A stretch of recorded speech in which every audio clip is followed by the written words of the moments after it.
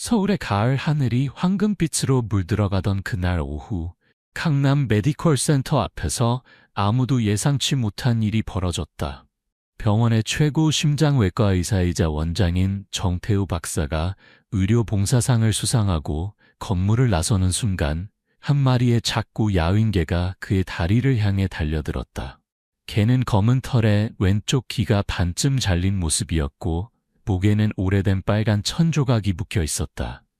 개는 정확히 한 번 태우의 종아리를 물고는 곧바로 물러났다. 그 순간 병원 앞 거리는 순식간에 혼란에 빠졌다. 하지만 더 놀라운 것은 개의 공격이 아니라 정태우 원장의 반응이었다. 그는 소리를 지르거나 개를 발로 차지 않았다. 대신 그 자리에 무릎을 꿇고 앉아 몸을 떨기 시작했다. 그의 양손은 얼굴을 가렸고 입술에서는 떨리는 목소리로 말이 흘러나왔다. 내가 정말 돌아왔구나. 그 모습을 본 사람들은 믿을 수 없다는 표정이었다. 한 지나가던 사람이 휴대폰으로 그 순간을 찍었고 영상은 순식간에 인터넷을 통해 확산되었다. 사람들은 그의 다리에서 흘러내리는 피보다 그의 눈빛에 더 충격을 받았다. 그것은 단순히 개에게 물린 사람의 눈빛이 아니었다.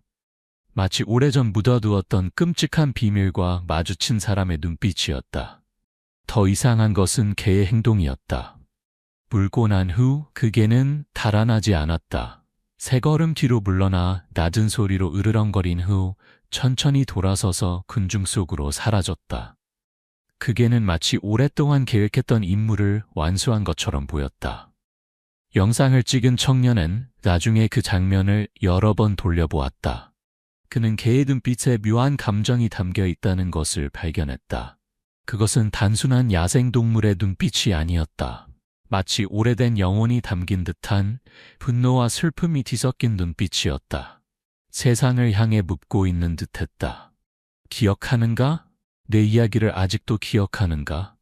정태우 원장은 곧 병원 직원들에 의해 응급실로 옮겨졌지만 그는 모든 치료를 거부했다. 그는 상처를 소독하지도 광견병 예방주사를 맞지도 않았다. 그저 사무실에 앉아 바닥만 바라보았다. 젊은 의사 김준호가 조심스럽게 문을 두드리고 들어왔다. 그는 2년 전 의대를 졸업하고 정태우 원장의 지도 아래 심장외과를 전공하고 있었다. 선생님, 광견병 예방주사를 놓아드려야 합니다. 정태우는 고개를 서서히 들어 올렸다. 그의 목소리는 마치 바람에 흔들리는 나뭇잎처럼 떨렸다. 필요 없다, 준호야. 하지만 선생님, 야생개였잖아요. 정태우는 쓴 웃음을 지었다.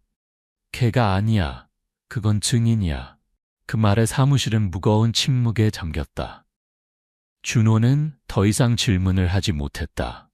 그는 선생님의 말뜻을 정확히 이해하지 못했지만 그 순간 정태우의 눈빛은 그가 한 번도 본 적 없는 깊은 슬픔을 담고 있었다. 밖에서는 정태우가 개에게 물린 영상이 폭발적으로 공유되고 있었다. 어떤 사람들은 그저 불운한 사고라고 했고 또 다른 사람들은 그에게 업보가 돌아온 것이라고 수군거렸다. 심지어 더 악의적인 댓글은 그가 과거에 개를 대상으로 실험을 했고 그 개가 복수하러 돌아온 것이라는 황당한 이야기를 지어내기도 했다. 하지만 진실은 오직 정태우만이 알고 있었다. 그는 그 개의 눈빛을 알아보았다. 그것은 너무나 인간적이고 너무나 슬픔에 가득 찬 눈빛이었다. 마치 해를 끼치려는 것이 아니라 오랫동안 잠들어 있던 기억을 깨우러 온 것 같았다. 그래서 개는 물고 난 후 도망가지 않고 천천히 사람들 사이로 걸어갔던 것이다. 정태우는 이것이 단지 시작일 뿐이라는 것을 느꼈다. 10년 전 서울의 어느 여름날, 서울에 찌는 듯한 더위가 내리쬐던 8월의 어느 날, 한 여자가 아이를 안고 강남 메디컬 센터의 문을 밀고 들어왔다. 여자의 이름은 김미숙, 그리고 그녀의 딸 소라는 8살이었다. 소라는 선천성 심장병을 앓고 있었고 최근 몇 개월 동안 산소 부족으로 자주 쓰러졌다. 그들 옆에는 검은 털에 왼쪽 귀가 반쯤 찐 개가 따라왔다. 그 개의 이름은 똘이었다. 미숙은 모든 용기를 내어 아이를 데리고 병원에 왔다. 그녀의 가방에는 30만 원이 전부였다. 의료보험증도 없고 병원 소개서도 없었다. 그저 지방병원에서 받은 진단서와 사람들의 자비에 대한 희미한 믿음뿐이었다. 그녀는 접수 창구에서 백지 한 장을 받아 대기실 의자에 앉아 소라를 무릎에 눕혔다. 오래된 보라색 잉크펜을 꺼내 짧지만 가슴 아픈 편지를 쓰기 시작했다. 그녀의 손은 설거지와 빨래에 익숙해서 펜을 잡는 것이 어색했지만 편지의 내용은 단순하면서도 마음을 울리는 것이었다. 저에게는 제 두 손밖에 없습니다. 제 아이를 살려주세요. 식당에서 그릇을 닦든 바닥을 청소하든 무슨 일이든 하겠습니다. 그녀는 동정심을 구걸하지 않았다. 그저 희망을, 아무리 작은 것이라도 약속을 바랐다. 편지를 4번 접어 간호사에게 부탁했다. 그날 당직 심장소아과 책임자에게 전달해달라고. 그 책임자는 정태우 원장이었다. 그는 당시 병원 경영진과 분기별 예산 초과 문제를 논의하는 중이었다. 간호사가 노크하고 편지를 전달했을 때 그는 첫 줄만 훑어보고 곧바로 밀어냈다. 조건이 안 됩니다. 나가세요. 그의 목소리는 크지도 무겁지도 않았지만 판사의 선고처럼 차갑게 들렸다. 편지는 반도 읽히지 않은 채 그의 책상 아래 쓰레기통으로 떨어졌다. 대의실에 있던 누구도 반대하지 않았고 아무도 더 묻지 않았다. 모두가 의료비를 낼 능력이 없는 환자들에 대한 이런 식의 신속한 거부에 익숙해져 있었다. 하지만 아무도 모르는 사실이 있었다. 회의가 끝나고 모두가 떠난 후 한 사람이 남았다. 오서준 간호사. 병원이 아직 작은 4층 건물이었을 때부터 일해온 그녀였다. 서준은 조용히 쓰레기통으로 가서 구겨진 편지를 주워 조심스럽게 펴서 자신의 주머니에 넣었다. 그녀는 누구에게 반항하려는 것도 규정을 어기려는 것도 아니었다. 단지 그런 간절한 호소가 그렇게 무시되는 것이 옳지 않다고 느꼈을 뿐이었다. 그동안 병원 로비에서는 미숙이 여전히 같은 자리에 앉아 있었다. 그녀의 눈은 응급실 문을 향해 있었지만 더 이상 희망을 바라는 것이 아니라 마치 희망이 있는 곳 근처에서 조금이라도 더 시간을 보내려는 듯했다. 소라는 여전히 잠들어 있었고 창백한 입술이 무언가를 속삭이는 것처럼 약간 열려 있었다. 또리는 그들의 발 아래 누워 가끔 고개를 들어 어린 주인의 손을 핥다가 다시 조용히 누웠다. 미숙은 울지 않았지만 그녀의 눈빛은 이미 답을 알고 있는 사람의 것처럼 공허했다. 보안 요원이 다가와 부드럽지만 단호한 목소리로 말했다. 죄송합니다만 입원 서류가 없으시면 복도에 계실 수 없습니다. 원장님의 지시입니다. 미숙은 항의하지 않았다. 그저 고개를 숙이고 아이를 안아 일어나 천천히 출구를 향해 걸었다. 응급실 앞을 지나갈 때 소라가 갑자기 눈을 떠 흐릿한 목소리로 말했다. 엄마, 의사 선생님이 나 안 살려줄 거지? 그 질문은 어머니의 가슴에 작은 가시처럼 꽂혔고 그 후로 평생 동안 그 가시는 결코 빠지지 않았다. 그날 이후로 아무도 미숙과 소라에 대해 언급하지 않았다. 그들의 짧은 방문을 기록한 어떤 문서도 남아있지 않았다. 모든 것은 오직 오서진 간호사의 기억 속에만 남아있었다. 그녀는 당직 노트 마지막 페이지에 조심스럽게 기록을 남겼다. 연필로 쓴 흐릿하지만 분명한 글씨. 8월 15일. 8세 여아 선천성 심장병.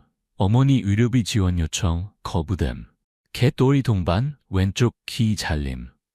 또한 그녀는 그날 밤 미숙과 소라가 작은 월세방을 떠날 때 소라가 한 마지막 말을 들었다. 소라는 또리를 안고 작은 목소리로 속삭였다. 내가 죽으면 엄마, 또리 꼭 데리고 있어요. 굶지 않게 해줘요. 또리는 밥 얻어먹는 법을 몰라요.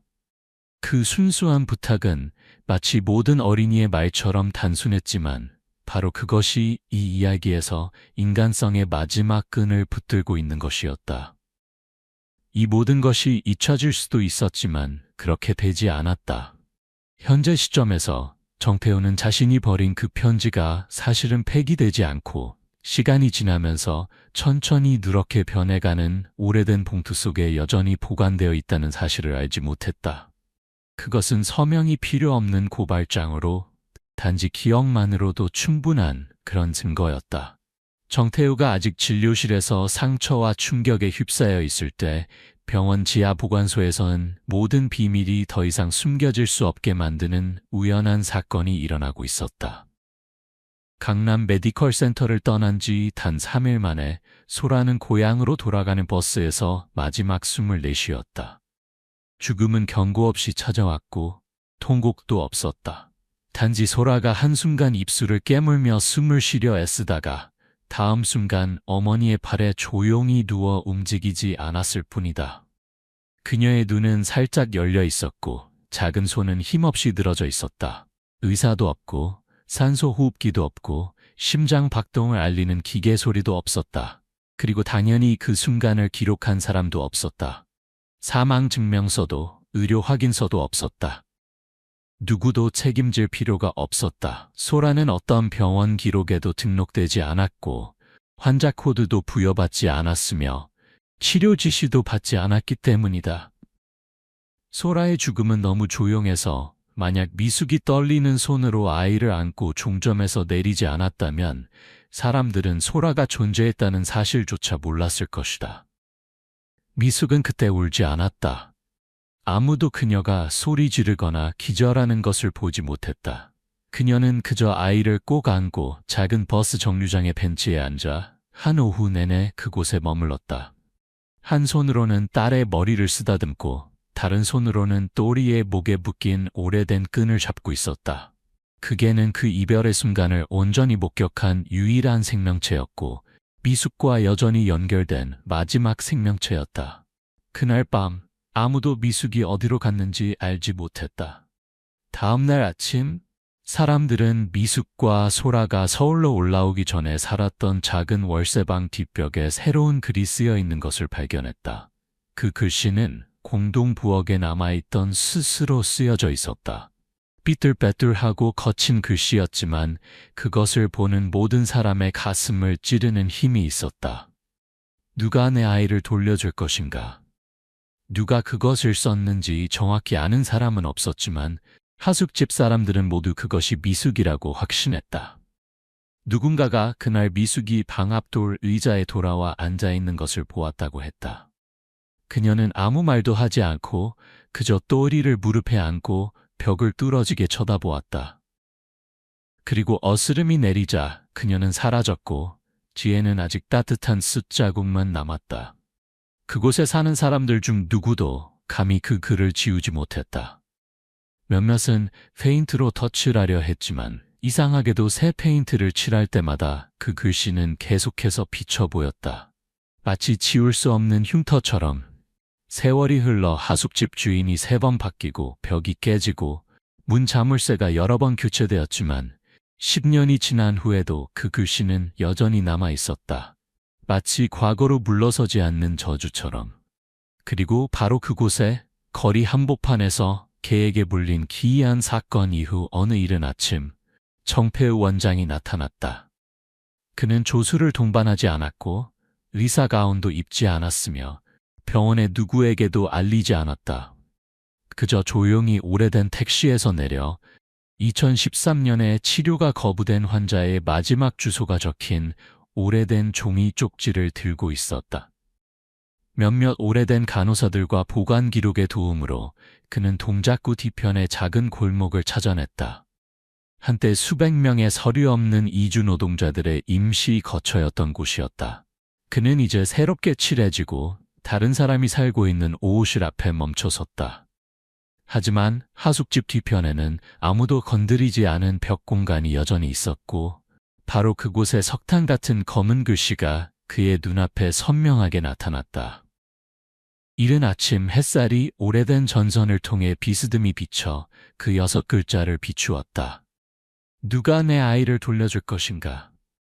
정태우는 그 자리에 서서 두 손을 꽉 쥐고 눈을 떼지 못한 채 서 있었다. 아무도 그 순간 그의 얼굴을 보지 못했지만 골목 입구에서 물을 파는 노인이 우연히 지나가다가 그를 보고 다가왔다. 뭘 찾으세요? 정태우는 대답하지 않고 글씨를 가리키며 조용히 물었다. 이거 누가 썼습니까? 노인은 따라보고 한숨을 쉬었다. 오래됐어요. 10년은 됐을 거예요. 누가 그러는데 심장병으로 죽은 아이 엄마라고. 가난해서 치료도 못 받고. 그 글씨는 아무도 지울 수 없어요. 페인트칠을 여러 번 해도 자꾸 비쳐 보여요. 정태우는 더 이상 말하지 않았다.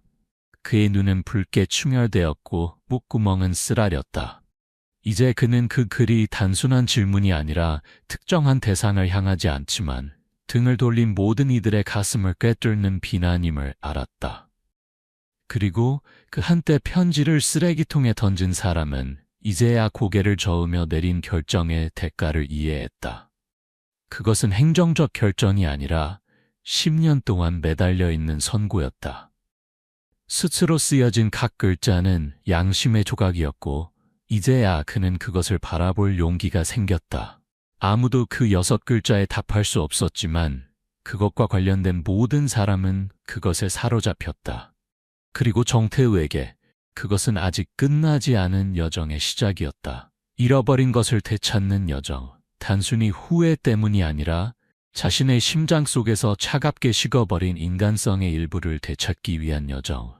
그는 뒤로 물러서서 가슴에 손을 얹었다. 마치 형체 없는 고통을 억누르려는 듯했다. 그런 다음 그는 주머니에서 작은 종이 한 장을 꺼내 무언가를 적고 지갑에 넣었다. 그의 눈은 벽에서 떠났지만 그 6글자는 마치 자신의 살에 직접 새겨진 것처럼 그의 마음속에 깊이 박혀 있었다. 그가 하숙집을 떠날 때 그는 앞으로 발견하게 될 것들이 그 글보다 더 충격적일 것이라는 사실을 전혀 알지 못했다. 아무도 왼쪽 귀가 잘린 작은 개또이가 여전히 살아있을 것이라고 생각하지 않았다. 더구나 그 개가 10년 동안 이 잔혹한 도시 거리에서 주인 없이 끈없이 피난처 없이 살아남을 수 있다고는 더더욱 믿지 않았다. 하지만 사실 또이는 죽지 않았다. 그것은 사라지지 않았다. 단지 도시의 어두운 구석으로 물러났을 뿐이다. 시장에서 골목으로, 골목에서 무너진 처마 밑으로 마치 머릿속에 보이지 않는 지도가 있는 것처럼 이리저리 돌아다녔다. 사람들은 가끔 그것이 강남 메디컬 센터 근처에 나타나는 것을 보았다. 특히 비가 오는 날이면 그것은 달리지도 짖지도 않았다. 그저 거기 앉아 앞발에 머리를 기대고 흐릿한 눈으로 안을 바라보았다. 마치 누군가가 나오기를 기다리는 것처럼. 한 번은 보안 요원이 그것을 쫓아내려 했지만 개는 저항하지 않았다. 그저 약간 움직이다가 다시 누웠다. 가장 이상한 것은 그 개가 절대로 음식을 구걸하지 않고 쓰레기를 뒤지지 않고 쓰레기통을 파헤치지도 않는다는 것이었다. 그저 그곳에 앉아 숨쉬는 돌산처럼 가만히 있다가 새벽이 밝아오면 사라지곤 했다. 3년 전 병원의 일부 오래된 직원들을 충격에 빠뜨렸지만 곧 침묵 속에 묻혀버린 사건이 있었다. 행정부장 윤재석, 소라의 입원을 거부하는 서류에 서명했던 바로 그 사람이 자신의 자택 앞에서 개에게 물렸다. 사건은 2020년 내부사고 보고서에 간략하게 기록되었다. 출처 불명의 야생견 공격, 심각한 피해 없음. 하지만 정태우가 보험사가 보관한 감시 카메라 영상을 보았을 때 그의 심장은 멎는 것 같았다. 비디오에 나타난 이미지는 그가 겪은 일과 다르지 않았다. 작고 야윈 검은 개, 왼쪽 귀가 확실하게 잘려있고 어둠 속에서 나와 채석의 왼쪽 종아리를 정확히 한 번 물고는 고개를 돌려 떠났다. 거칠지 않고 사나움도 없이 피를 핥지도 울지도 짖지도 않았다. 마치 프로그래밍된 처형자처럼 정확하고 무감정하게 행동했다.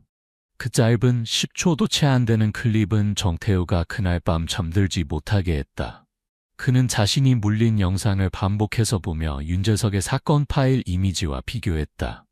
그리고 그는 믿기 어렵지만 부정할 수 없는 진실을 깨달았다.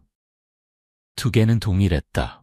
같은 체구, 한쪽으로 기우는 걸음걸이, 같은 희미한 눈빛, 목에 두른 빨간 천조각, 그리고 가장 소름 끼치는 점은 두 공격이 똑같다는 것이었다.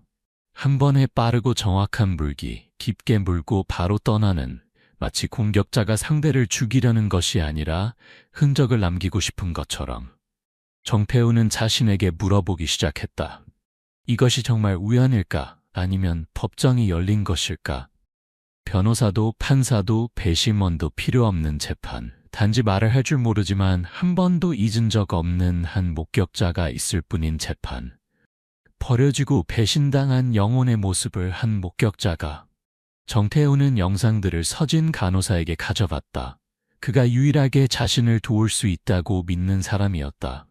그녀는 조용히 보더니 고개를 끄덕였다. 돌이에요. 그녀의 목소리는 거의 속삭임처럼 들렸다. 걔예요. 하지만 어떻게 아직 살아있을 수 있죠? 어떻게 돌아온 거죠? 왜 지금? 서진은 그의 말을 잘랐다. 오래 사는 동물들이 있어요. 건강해서가 아니라 아직 해결하지 못한 일이 있어서죠. 걔는 길을 잃지 않아요. 걔는 한때 그를 내쫓은 사람들, 그의 주인을 막다른 골목으로 몰아넣은 사람들을 찾고 있는 거예요. 그 말은 정태우의 증거를 오싹하게 했다. 서진이 미신 때문에 그런 말을 하는 것이 아니라 죽음보다 더 많은 것을 목격한 사람의 직관으로 말하고 있다는 것을 그는 깊은 곳에서 알았다. 그녀는 어떤 고통은 눈물이 되지 않고 여전히 된다는 것을, 어떤 영혼은 저 세상으로 가지 않고 누군가가 과거를 직시할 만큼 용기를 낼 때까지 이곳을 맴돈다는 것을 이해했다. 그날 밤 정태우는 사무실에 앉아 두 장의 인쇄된 사진을 바라보았다. 하나는 자신의 사건에서 나온 또리의 사진, 다른 하나는 3년 전 사건에서 나온 것이었다. 회색 벽에 비치는 둔한 전등빛 아래 그의 눈은 사진 속 개의 얼굴에 고정되어 있었다. 그것이 무서워서가 아니라 너무 슬프고 깊어서였다. 깊어서 사람들이 그것을 보면 자신이 잊으려 했던 기억의 일부를 볼 수 있을 정도로. 그는 테이블을 가볍게 두드리며 중얼거렸다. 우연이 아니야. 불가능해. 이건 재판이야. 내가 피고석에 앉히는 재판. 그리고 그 순간부터 그는 한때 지나가 버린 것들, 지워진 것들, 입원 조건 미달로 간주되었던 모든 것들을 다시 살펴보기 시작했다. 그는 더 이상 인류사립병원을 운영하는 정태우 의사가 아니었다. 그는 살아있는 증거와 마주해야 하는 한 남자였다. 종이에 적힌 증언이나 말로 된 진술이 아니라 하나의 귀가 잘린 개의 눈빛과 결코 죽지 않는 기억이었다. 정태우는 조용히 병원 지하 보관소로 돌아갔다. 낡은 보관소의 희미한 노란 전등 아래 먼지 쌓인 수백 개의 상자들 사이에서 한때 지역사회 공로상을 수상한 무대에 섰던 정태우 의사는 이제 떨리는 손으로 오래된 파일들을 뒤적이고 있었다. 마치 석화된 기억에 방금 닿은 사람처럼 손이 떨렸다. 그는 더 이상 점잖은 외모의 의사가 아니었다. 그는 한때 거부했던 진실을 찾는 한 남자였다. 회색빛 낡은 폴더들, 2013 소아심장과 274 입원 거부 라벨이 붙은 파일들을 하나씩 꺼내어 녹슨 금속 테이블에 올려놓고 읽기 시작했다. 환자명, 김영호, 5세, 진단 심실 중격 결손, 치료 지시, 긴급 수술 필요, 거부 사유, 예치금 불충분. 정태우는 멈칫했다. 그의 눈은 아래 비고란으로 향했다. 거기에는 파란 잉크로 손으로 쓴 글씨가 있었다. 환자 요청으로 다른 병원으로 전원, 이송 중 사망. 그는 의자에 털썩 주저앉았다. 다른 파일을 열고 또 다른 파일을 열었다. 그의 눈앞에 나타난 것은 더 이상 서류가 아니었다. 그것은 한 번도 이름이 불리지 않았던 뉴스에 나온 적도 없는 아이들의 얼굴이었다. 눈물도 꽃다발도 부고도 없이 단지 차가운 입원 조건 미달이라는 한 줄만 있을 뿐. 계속해서 살펴보면서 그는 3년간 총 16건의 사례를 발견했다. 모두 선천성 심장병을 앓는 어린이들이었고 모두 상급병원에 도착하기도 전에 사망했다. 그 죽음들은 의료보고서에 기록되지 않았고 조사되지도 않았으며 아무도 징계받지 않았다. 그저 점까지 정확하게, 숫자 하나까지 정확하게 수행된 표준 절차였을 뿐이지만 그것은 살 기회조차 얻지 못한 생명들을 죽였다. 정태우의 가슴을 가장 아프게 한 것은 몇몇 파일에 끼워져 있는 작은 쪽지들이었다. 대부분은 부모의 손편지였다. 타이핑되지 않고 봉투에도 담기지 않은 그저 4번 접힌 학생용 종이에 떨리는 손으로 쓰인 잉크가 번진 마치 눈물 자국이 있는 편지들. 의사 선생님, 제 아이를 하루만 더 있게 해주세요. 내일 아침 돈을 빌릴 수 있습니다. 제발 하룻밤만 더 데리고 있어주세요. 또 다른 편지. 저는 땅을 팔 수 있고 설거지를 할 수 있고 품팔이를 할 수 있습니다. 미에라 제발 제 아이를 돌려보내지 마세요. 각 줄, 각 단어는 마치 칼이 정태우의 가슴을 찢는 것 같다. 그는 한 장의 종이를 꽉 쥐었다. 그의 손은 마치 어린 영혼의 뼈를 붙잡고 있는 것처럼 떨렸다. 20년 이상의 의료 경력, 수백 번의 긴장된 수술, 수많은 생사의 결정 후에 처음으로 그는 울기 시작했다. 시끄러운 울음이 아니라 마치 내면에서 물이 부서지는 듯한 소리 없는 울음이었다. 그의 눈은 붉게 충혈되었고 목소리는 쉬었다. 왜? 그는 혼잣말로 중얼거렸다. 왜 그때 나는 그렇게 무심했을까? 왜 그때 이 편지들을 끝까지 읽지 않았을까? 왜? 오직 종이가 넘어가는 바스락거리는 소리만이 응답했다. 마치 이름 없는 묘지를 스치는 바람 소리 같았다. 이제 그 손으로 쓴 편지들은 비가시적 범죄에 부인할 수 없는 증거가 되었다. 무감각의 범죄, 어떤 법도 유죄 판결을 내릴 수 없지만 가장 잔인한 방식으로 사람의 영혼의 일부를 죽일 수 있는 그런 범죄. 그는 턱을 개고 오랫동안 보관실에 앉아 있었다.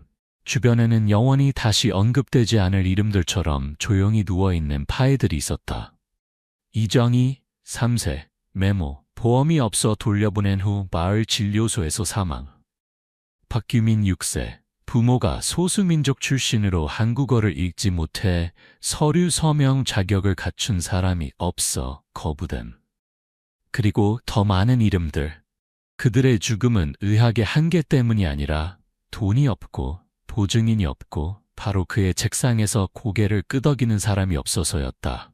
파일을 살펴볼수록 정태우는 더 깊은 어둠 속으로 빠져들었다. 각 숫자, 각 메모가 이제 그의 머릿속에서 생생한 이미지로 나타났다. 복도에 웅크린 가난한 어머니의 얼굴, 주사기를 보고 두려워하는 아이들의 놀란 눈, 낡은 침대 밑에서 부드럽게 으렁거리는 개. 그는 소라가 응급실을 지나가며 어머니에게 속삭였던 질문을 기억했다. 엄마, 의사 선생님이 나 안 살려줄 거지? 그 질문에 아무도 대답하지 않았지만 또리의 눈빛, 조용한 불기, 그리고 이 차가운 파일들은 어떤 변명보다 더 명확한 답이었다. 정태우가 일어나 모든 17개의 사망 기록을 가방에 넣고 더 자세히 읽기 위해 집으로 가져가려고 했을 때 마지막 파일을 닫는 순간 작은 종이 조각이 오래된 환자 차트의 묶음에서 떨어졌다. 이름도 없고 직인도 없고 그저 구겨진 학생용 종이 한 장이었다. 그의 손이 살짝 떨렸다. 그리고 그 순간 정태우는 보관소의 노란빛 아래 죽은 듯이 앉아 있었다. 그의 손에는 학생용 종이 한 장, 보낸 사람의 이름도 없고 제목도 없이 삐뚤빼뚤한 글씨와 번진 잉크로 분명 급하게 패닉 상태에서 또는 너무나 가슴 아픈 상태에서 쓰여진 종이가 있었다. 그는 17명의 아이들, 돈이 없어 심장수술을 거부당한 아이들의 파일을 하나하나 살펴보다가 발견했다. 대부분은 병원으로 이송되기도 전에 사망했다. 그 종이는 김지연, 4세, 급성 신부전으로 마을 진료소에서 사망, 서명할 친척 없음이라는 환자 파일에 있었다. 보고서 마지막 줄에는 전원 실패라고만 적혀 있었다. 그 종이는 어머니로부터 남겨진 유일한 것이었다. 정태우는 소리내어 읽지 않았지만 각 단어는 마치 내면에서 그를 갈기갈기 찢는 것 같았다. 의사 선생님이 끝까지 읽지 않으실 거란 걸 알지만 만약 이 줄을 읽으신다면 제발 제 아이를 살려주세요. 그것은 특정 대상을 향하지 않은 간청이었다. 비난도 책망도 없이 그저 너무 작아서 가슴 아픈 소망이었다. 자기 아이의 목숨을 살려달라는. 하지만 아무도 듣지 않았고 아무도 대답하지 않았다. 그리고 아이는 죽었다. 정태우는 얼굴을 가린 채 멍하니 앉아 있었다. 누가 볼까 두려워서가 아니라 그 순간 자신의 모습을 견딜 수 없어서였다.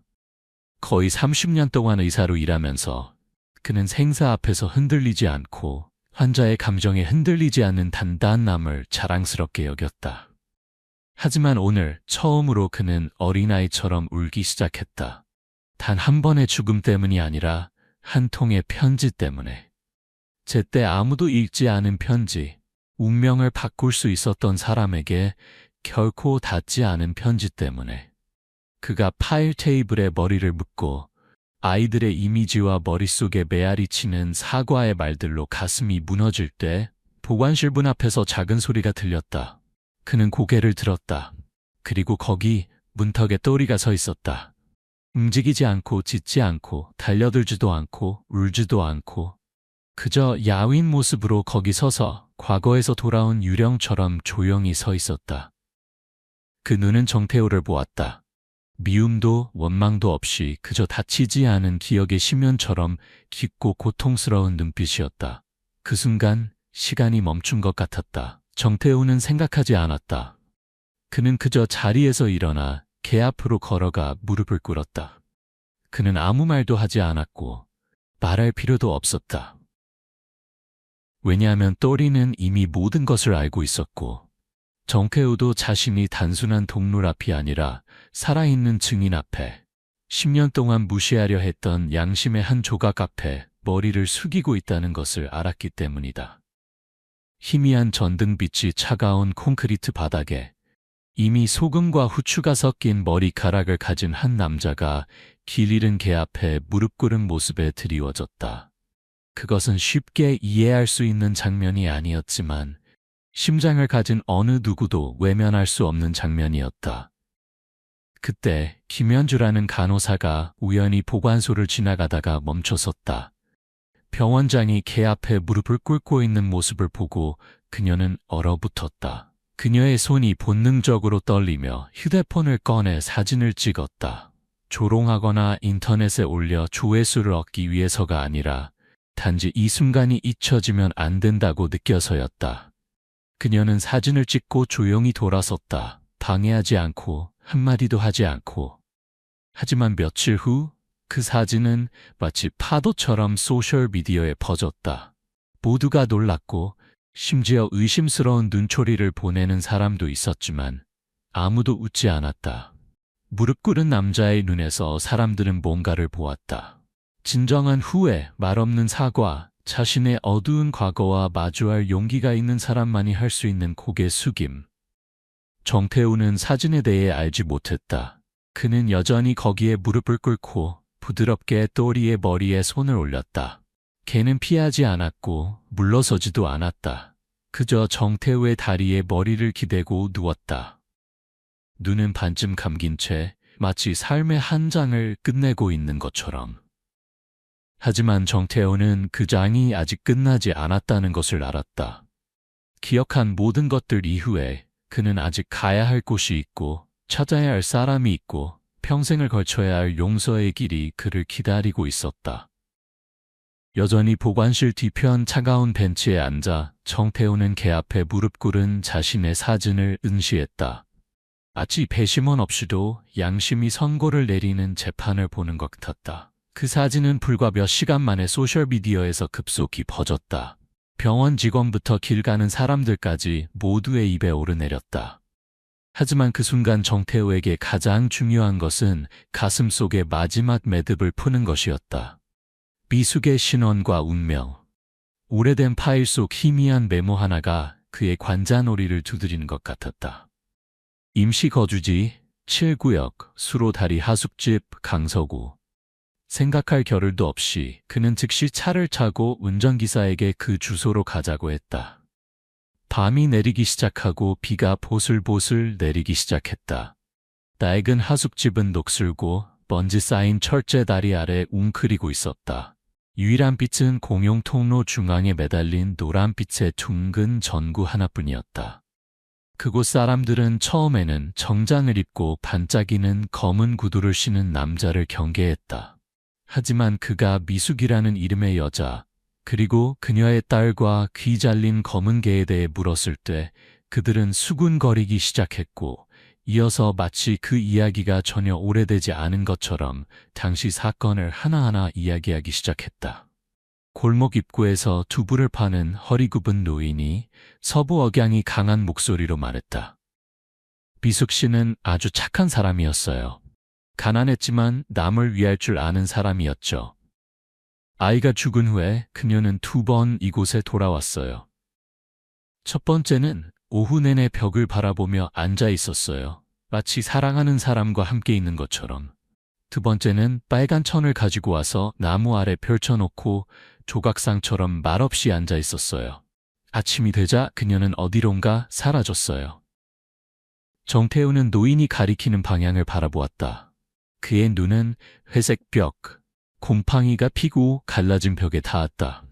거기에는 여전히 숫으로 쓰인 글자가 있었다. 누가 내 아이를 돌려줄 것인가? 글씨는 여전히 거기에 있었다. 더 희미해졌지만 첫날처럼 여전히 고통스러웠다. 모든 원한과 절망을 담아 새겨진 글자였다. 그는 더 가까이 다가가 거친 글자 하나하나를 손가락으로 만졌다. 그의 가슴이 조여드는 것 같았다. 옆집에 사는 중년 남자가 끼어들었다. 마지막으로 그녀를 본 것은 3개월 전이에요. 누군가 탐평다리 근처 강변에 그녀가 앉아있는 것을 보았다고 해요. 며칠 후 그들은 강가에 떠밀려온 여자의 시체를 발견했어요. 신분증도 없고 신원,